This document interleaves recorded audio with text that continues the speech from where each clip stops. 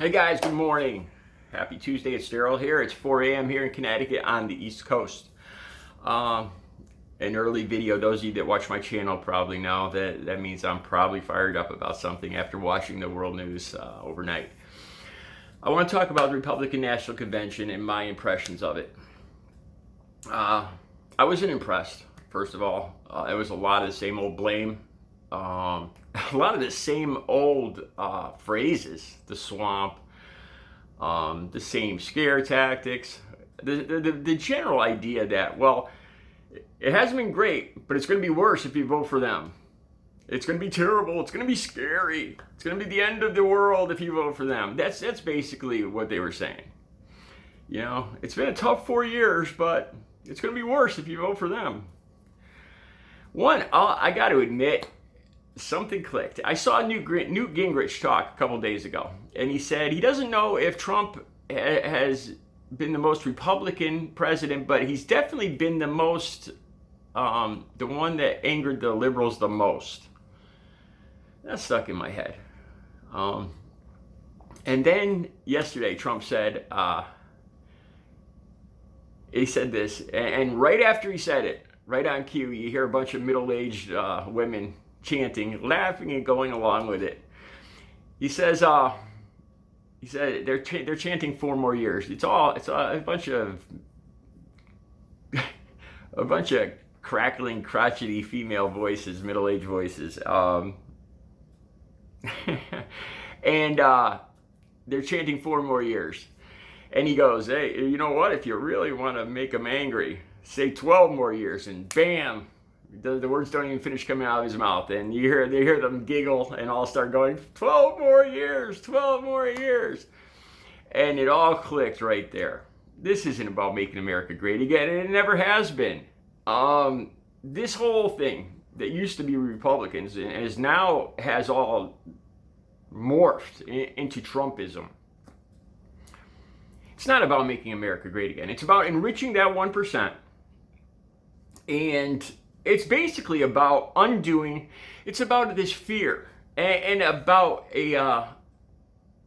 being stubborn with just doing everything opposite that was done the previous 8 years, whether it's good or bad, just to make people angry, just to do the exact opposite. Doesn't mean it was better for the country. It was really just this juvenile attempt. A lot of it was just a juvenile attempt to make people like me angry. And I hate to admit it, but it worked. It worked, and it all clicked when I all put that together this morning. I mean, a lot of it is just being selfish. It's being scared. It's not wanting to be part of society. It's not really about the country at all. It's about people that all look the same. One group of people. That's all it's about. It's not about the country coming together, what the country is about, democracy, the Statue of Liberty. It's not about any of that. They are terrified and scared, and, like with coronavirus, it's just refusal to accept what is. This is what is, and this is what we have to do to fix it. And it's just this fear and refusal to accept science, to accept the medical community, and just to try to take the easy way, follow their leader. It's going to disappear, and we're going to take, oh, look, I got a miracle cure. Bam, it's over. We don't have to do anything. It's just this lazy, juvenile outlook at life. It's not, the last thing it is about is making America great again. And it all clicked when I heard Trump say that. It's just about undoing everything that was accomplished in the previous 8 years. That's all basically this was about, and enriching the top 1%. I heard Don Jr. talk about the swamp Joe. I was like, that was a shake my head moment. I was like, you gotta be kidding. You gotta be kidding. A lot of Americans fell for the deregulation stuff. It's going to make things easier, and it's just a bunch of red tape, and it's going to make corporations more profitable, and they'll hire hundreds of thousands of new people at unbelievable wages, and we're all going to be filthy rich because deregulation. What we really discovered was it meant Trump and his family, nepotism, where he put his family all around him in the government, and his other billionaires, like the post office, Betsy DeVos, education, environmental protection, every agency. It wasn't about making America great again. It was about making those specific billionaires and friends of Donald Trump's filthy rich, because they had all invested in tearing apart our government and enriching themselves. And then, of course, hiring us to make them even more rich and enslaving or having us work for them. That's what it was about. You know, this whole picture of deregulation is going to make us all fantastically wealthy and wonderful Americans. You know, look at what's happening with the post office. Is that making us all better, wealthy?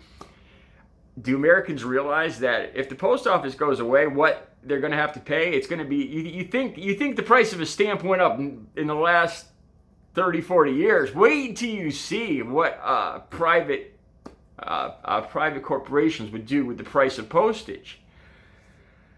It'd be never ending. The fact that he brought up the swamp was just unbelievable. It was just a lot of scare tactics.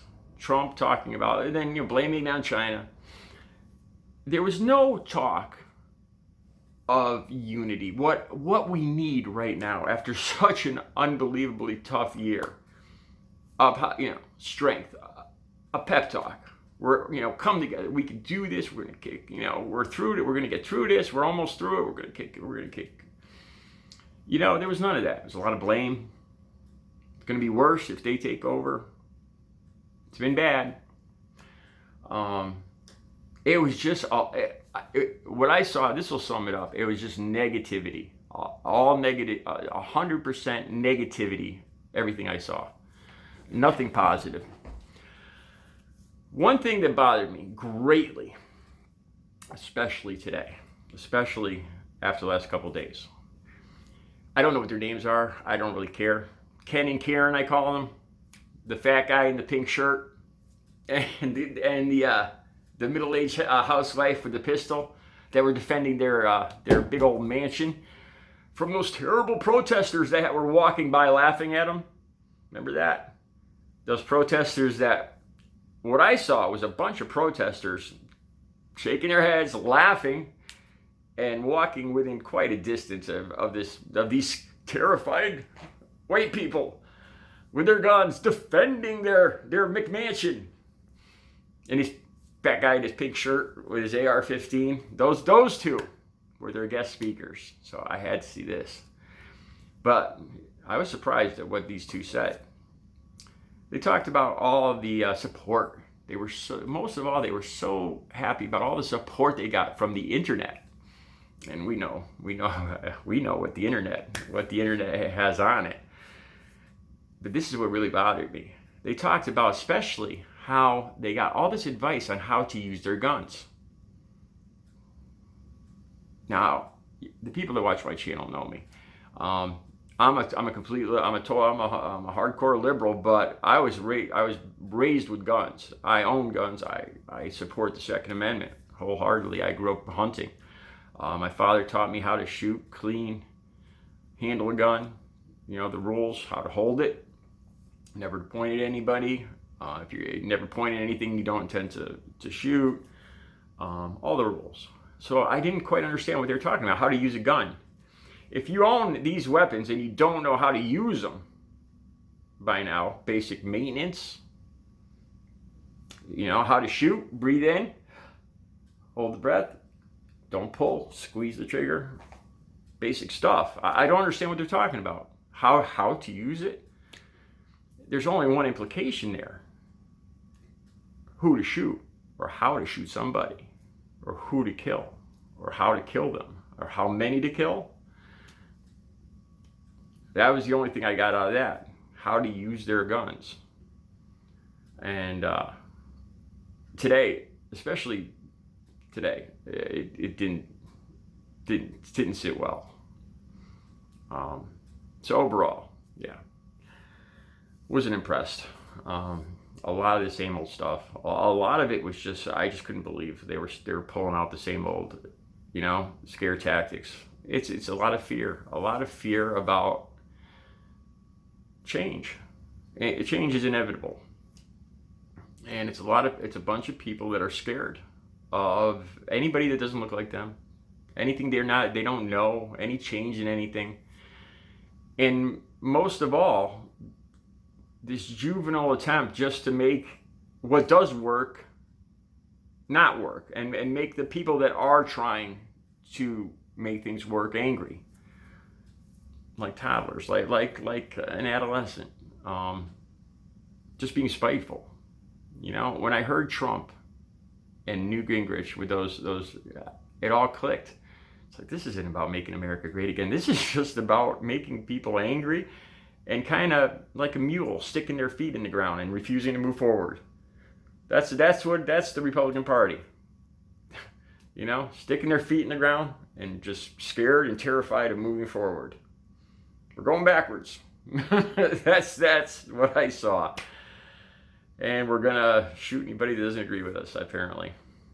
All right, those are my thoughts. You guys tell me what you think.